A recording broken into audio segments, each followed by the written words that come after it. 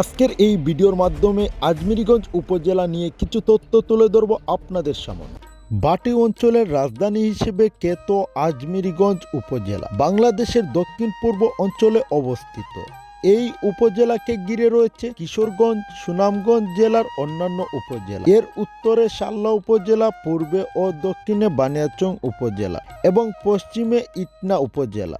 হাওর বেষ্টিত বাটি বাংলার একটি জনপদ এই আজমিরগঞ্জ, যার পশ্চিম পাশ ঘেঁষে বয়ে গেছে সুরমা, কুশিয়ারা, মিলিত স্রোত, কালনি, কুশিয়ারা, বেড়ামোহনা। বছরে অর্ধেক সময় জলমগ্ন থাকে অধিকাংশ এলাকা। আজমিরগঞ্জের উত্তরে সুনামগঞ্জ জেলা, শাল্লা উপজেলা, পূর্বে ও দক্ষিণে বানিয়াচং উপজেলা এবং পশ্চিমে কিশোরগঞ্জ জেলার ইটনা উপজেলা। আজমিরগঞ্জ উপজেলা বাংলাদেশের হবিগঞ্জ জেলার একটি প্রশাসনিক এলাকা। 1960 সালে আসাম সরকার এর অধীনে আজমিরগঞ্জ থানায় পরিণত হয়। 1983 সালে আজমিরগঞ্জ থানাকে উপজেলায় রূপান্তর করা হয়। শহরটিতে বেশ কয়েকটি কাঠামোগত সুন্দর বাড়ি রয়েছে, যা 1800 সালের আগে থেকেই ছিল।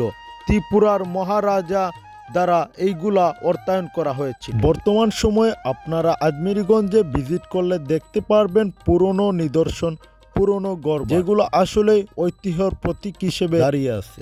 বর্তমানে আমি যে জায়গাটিতে দাঁড়িয়ে আছি, এটা হচ্ছে আজমিরগঞ্জের ফেরিঘাট, যেখান থেকে মানুষ সরাসরি ঢাকায়ও যাতায়াত করতে পারে এবং শাল্লা সহ অনেক জায়গায় নৌপথে চলাচল করতে পারে এই জায়গা থেকে। এই জায়গাটা আজ থেকে না, অনেক বহুকাল আগ থেকেই এখানে এই ফেরিঘাটটি স্থাপিত করা হয়। ভিডিওটি ভালো লাগলে অবশ্যই শেয়ার করে দেবেন।